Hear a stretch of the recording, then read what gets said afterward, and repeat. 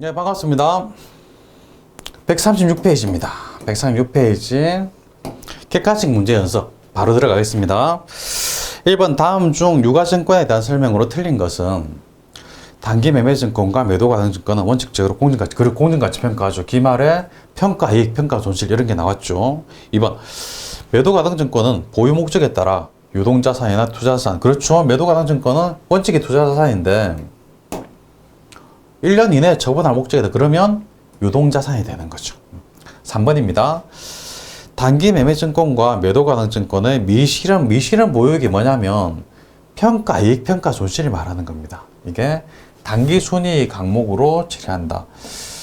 매도가능증권 평가 손익을 일종의 자본이라고 말씀드렸습니다. 이거는 단기 순이익이 아니라 자본이에요. 자본. 그 기타 포괄 그쪽에 자본으로 들어가기 때문에 이거는 단기 순이익이 아니다. 일종의 자본이다. 답이 3번입니다. 4번 단기 매매 증권이 시장성을 상실한 경우에는 매도가, 그렇죠. 단기 매매 증권 원칙은 다른 걸로 분류할 수 없지만 시장성을 상실한 경우에는 매도 가능 증권이다. 그렇죠. 답이 3번이었고요. 2번입니다.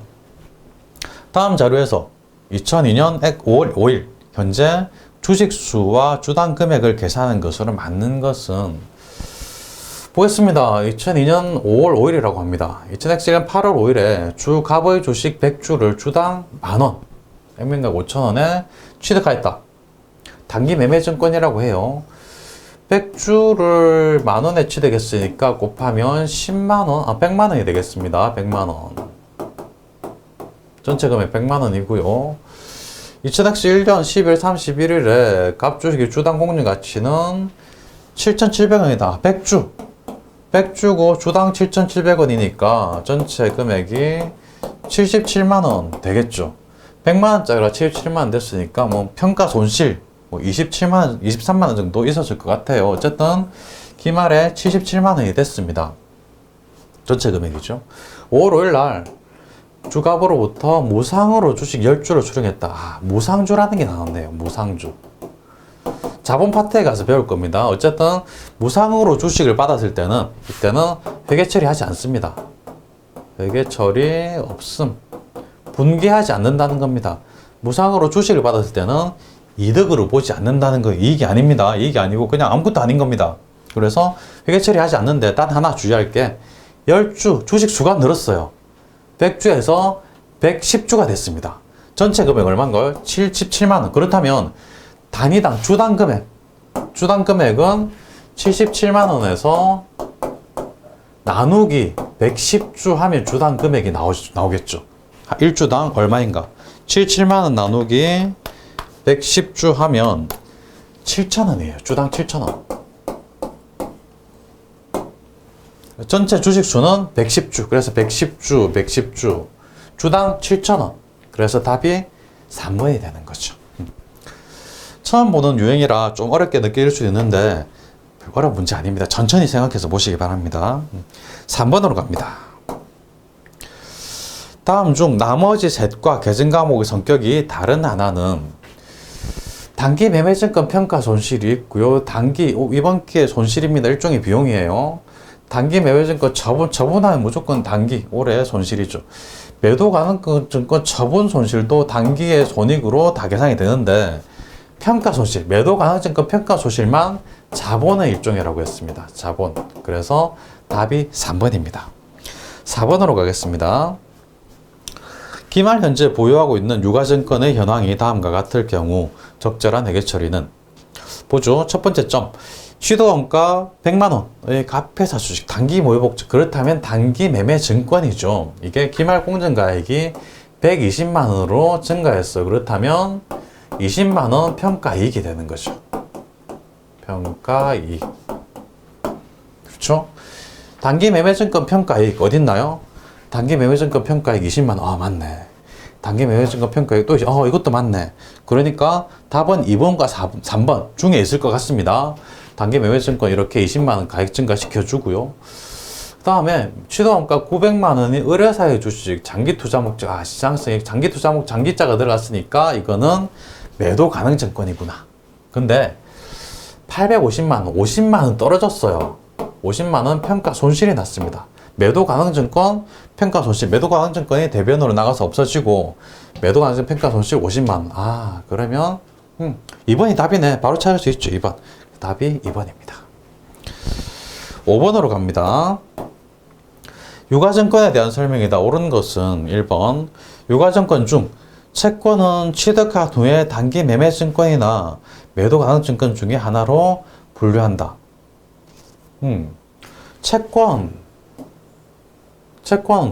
우리 유가증권 세 가지 배웠습니다. 단기 매매 증권, 만기 보유 증권, 매도 가능 증권. 그렇죠. 단기 매매 증권이나 매도 가능 증권도 있는데 채권이기 때문에 만기 보유 증권으로도 분류할 수 있습니다. 만기 보유 증권은 채권만 해당이 되고 단기 매매 매도 가능은 채권도 되고 주식도 된다고 그랬습니다. 그래서 틀렸습니다. 만기 보유 증권도 해당이 될 수 있습니다. 2번. 단기 매매 증권이 시장성을 상실한 경우에는 매도 가능, 그렇죠. 시장성 상실의 경우에는 매도 가능 증권은 맞습니다. 2번입니다. 3번. 단기 매매 증권과 만기 보유 증권은 원칙적으로 그렇죠. 공정 가치로 평가하는데 이게 틀렸습니다. 만기 보유 증권은 공정 가치가 아니에요. 원가로 평가합니다. 만기 보유 증권에 대해서는 본문에 안 나왔는데 우리 평가한 걸 가만히 지켜보면 생각해보면 기말에 평가이익, 평가손실 이런 말은 단기 매매 증권하고 매도 가능 증권에 많이 썼어요. 만기 보유 증권은 그런 거 없었습니다. 없습니다. 공정 가치가 아니라 만기 보유 증권은 원가 그대로 갑니다. 평가 안 해요. 4번. 매도 가능 증권은 주로 단기간 시세 차익은 이거는 단기 매매 증권이죠. 틀렸습니다. 답이 2번입니다. 6번 보겠습니다. 유가증권과 관련한 다음 설명 중 적절하지 않은 것은 1번. 유가증권에는 지분증권, 채무증권 맞죠? 지분증권 이게 주식이고 채무증권 채권이죠. 2번. 만기가 확정된 채무증권을 만기까지 보유할 적극적인 의도와 능력이 있으면 그건 맞네요. 만기 보유증권 맞네요. 오케이, 좋습니다. 3번. 만기 보유증권으로 분류되지 아니하는 채무증권은 매도 가능 증권도 있고 단기 매매 증권도 있죠. 그래서 답이 3번 틀렸습니다. 4번 보시면 주로 단기간 내의 매매 차익 목적으로 취득한 유가증권으로서 매수와 매도가 적극적이고 빈번하게 이루어지는 것, 시장성이 있다는 이야기죠. 이럴 때는 단기 매매 증권 맞죠? 넘어갑니다. 7번입니다. 과로에 대한 미실현 모주손익. 이게 미실현 모주손익이라는 거는 이게 평가이익, 평가손실이라는 겁니다. 이게 단기 손익 항목을 처리한다. 대표적으로 단기 매매 증권이죠. 단기 손익. 그리고 과로에 대한 미실현 모주손익은 기타 포괄 손익 녹익, 자본으로 가는 것, 매도 가능 증권입니다. 2번입니다. 8번 보겠습니다. 다음의 계정 과목 중 미실현 이익에 해당하는 것은 미실현 이익, 평가이익, 평가손실 말하는 겁니다. 평가이익, 평가손실. 저번이익도 실현된 거고 배당금 수익 받은 거고 외환차익도 실현된 겁니다. 4번. 평가이익, 평가손실은 미실현 이익에 해당합니다. 9번입니다. 다음 중 유동자산과 투자자산에 속하는 유가증권의 처분과 평가 시 발생 증감할 수 있는 것으로 틀린 것은 유동자산과 투자자산에 속하는 유가증권의 처분과 평가 시 발생할 수 있는 것으로 틀린 것. 유동자산과 투자자산에 속한다. 단기 매매 증권은 그냥 유동자산입니다. 만기 보유증권 아니면 매도 가능 증권이 기본적으로 투자자산이고 1년 이내에 처분할 목적이면 유동자산인데 그래서 만기 보유증권하고 매도 가능 증권 둘 중에 하나에 해당할 것 같은데 평가하는 거는 만기 보유증권은 평가 안 해요. 평가하긴 하지만 원칙적으로 평가 제대로 하는 거는 매도 가능 증권입니다. 그래서 매도 가능 증권 평가할 때 보면 매도 가능 증권 평가이익, 매도 가능 증권 평가 손실 이런 거는 자본이었죠. 자본. 그래서 자본의 증감이 나타납니다. 나타나죠. 나타나고 그 다음에 매도 가능 증권이 가액이 증가한다면 매도 가능 증권 가액을 올려주고 차분해서 올려주고 감소한다면 매도 가능 증권은 가액을 감소. 그래서 대변의 감소 자산의 증감이 나타나죠. 처분할 때도 점검받고 처분이익, 처분 손실 나타날 수 있으니까 자산 증감이 있습니다. 손익의 발생도 있어요. 왜? 처분이익, 처분 손실, 손익 발생했죠. 부채는 없습니다. 답이 3번이죠. 조금 복잡하게 생각이 들 수도 있는데 간단하게 생각하시기 바랍니다. 처분하고 평가할 때 처분 손익, 손익 발생하고 매도가 나는 증권 평가 손익은 자본이니까 자본 증감 있고, 또 저번에 팔 때는 현금 들어올 수도 있고, 매도가 나는 증권, 당일 매매 증권 나갈 수도 있으니까 자산 증감 있고, 부채는 없다. 이렇게 되는 거죠. 천천히 생각하시기 바랍니다. 10번입니다.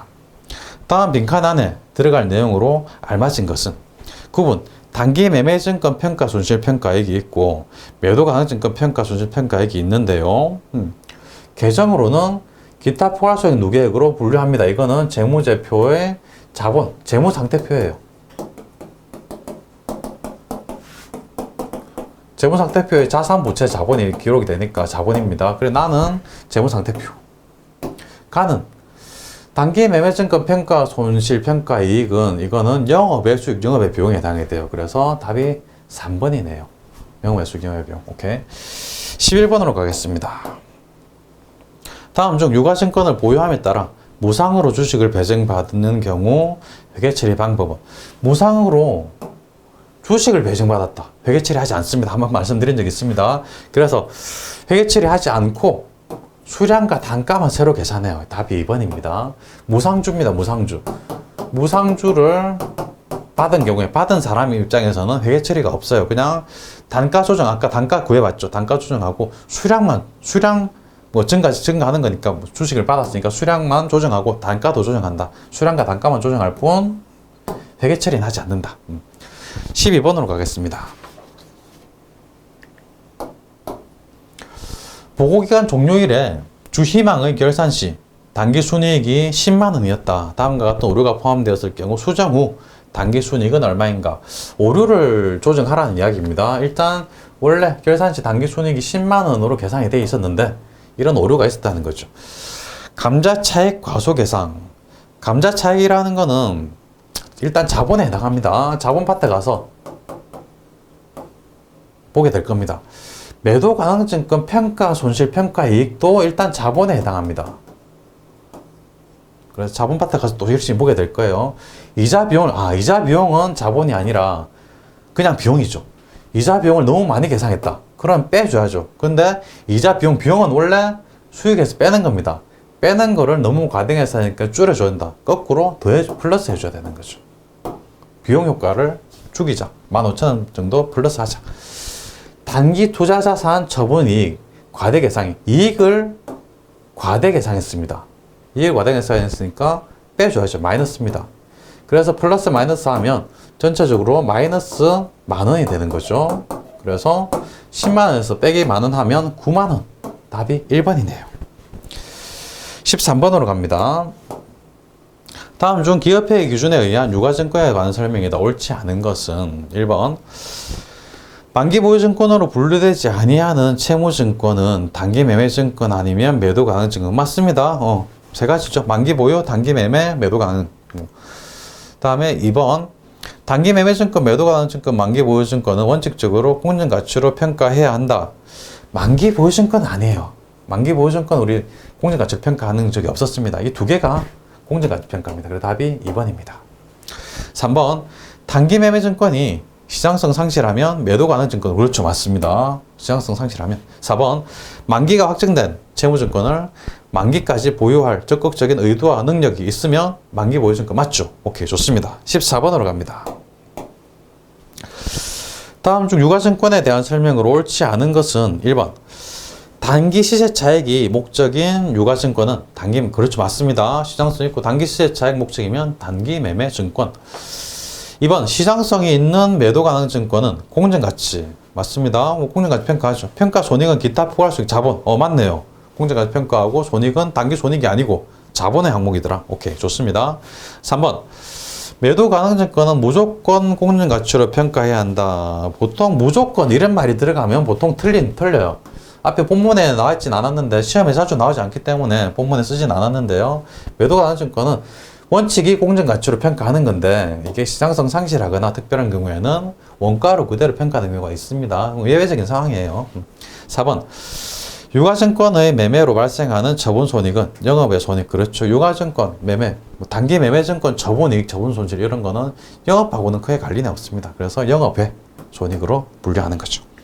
15번으로 갑니다. 다음 중 주 세무의 매도 가능 증권 거래로 인하여 단기 손익에 미치는 영향으로 오른 것은 보겠습니다. 주 세무는 2000X1년 1월 16일 주 회계의 주식 100주를 주당 만원, 100주 만원이면 100만원이죠. 100만원. 취득했다. 하고 취득 관련 수수료 2만원 포함해서 현금. 그러면 이게 취득 수수료 합해야 되니까 100만원짜리가 아니고 102만원짜리입니다. 그렇죠. 매도 가능 증권이기 때문에 그렇죠. 현금 지급했고요. 1월 17일에 다음날 1월 17일 주 회계의 주식 50주를 주당 9,000원에 처분했다. 50주를 주당 9,000원에 처분했으면 50 곱하기 9,000원 하면 45만원 받고 팔았다는 겁니다. 102만원의 절반입니다. 100주에 50주니까 102만원의 절반. 102만원 나누기 2하면 51만원짜리가 됩니다. 51만원짜리를 45만원에 팔았다는 겁니다. 너무 싸게 팔았죠. 6만원 손해봤습니다.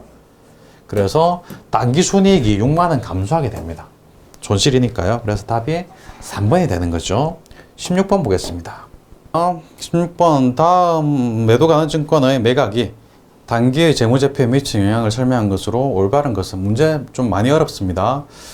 보겠습니다. 전기 7월 1일 500만원에 취득한 매도 가능 증권의 전기말 평가액이 50만원이었다. 그럼 7월 1일 날 취득하죠. 매도 가능 증권 매가증 500만원. 대변에 현금 줬으면 현금 500만원. 이렇게 취득했고, 전기말. 기말에 평가하겠습니다. 평가 이익이 50만원이랍니다. 평가이익. 그러면 매도 가능 증권을 증가시켜주죠. 자변의 매가증 50만원. 대변에는 평가이익, 매가증, 평가이익 50만원. 이렇게 분개를 할 겁니다. 그리고 8월 1일 날, 단기 8월 1일 날 전부 600만원에 매각했다. 그렇다면 현금 받고 매각했다면 자변에 현금 600만원. 대변에는 매가증, 매도 가능 증권이 전부 다 대변으로 나가서 없어집니다. 합하면 550만원이죠. 550만원 이렇게 되고, 그런데 우리가 매가증을 매각할 때는 평가 이익 같은 게 있으면 이거를 없애줘야 되겠죠. 대변에 있던 걸 차변에 없애준다. 그래서 차변에 매도 가능 증권 매가증 평가 이익 50만원 차변에 이렇게 써주고, 대변에는 처분 이익이죠. 100만원 써주면 차변할게 대변할게 650만원으로 일치합니다. 여기서 보기를 보겠습니다. 기말 자본이 50만원 증가한다. 기말 자본이 50만원 증가는 좀 어렵기 때문에 조금 이따 설명드리겠습니다. 두 번째, 기말 자본잉여. 자본잉여금이 뭔지는 자본 파트에 가서 설명을 드릴 텐데 그때 가서 보기로 하면 되는데요. 여기에 자본잉여금과 관련된 내용은 전혀 없습니다. 그래서 자본잉여금은 일단 틀렸고요. 3번 단기 순이익이 50만원 증가. 여기서 8월 1일 날에 분기해서 이익과 관련된 거는, 이익 손실에 관련된 건 이거 저분이익밖에 없어요.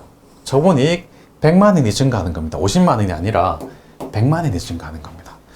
기말 이익잉여금이 50만원. 역시 단기 순이익이 증가하는 만큼 이익잉여금도 증가합니다. 100만원입니다. 이 부분도 자본 파트에 가서 설명을 듣고 나서 오시면 더 쉬워져 있을 겁니다. 아까 봤던 1번이 답인데요. 기말 자본이 50만원 증가한다는 말은 여기서 매도 가능 증권 평가 이익, 이게 자본이에요. 이게 자본입니다. 자본이 차변에 왔다는 거는 자본 감소입니다. 자본 감소 50만원이에요. 자본은 대변 계증가공이니까 차변에 오면 감소죠. 그리고 자본 이익이라는 건 이게 단기 순이익을 증가시키는 건데, 이게 순이익만 증가시키는 게 아니라 결과적으로는 자본도 같이 증가시킵니다.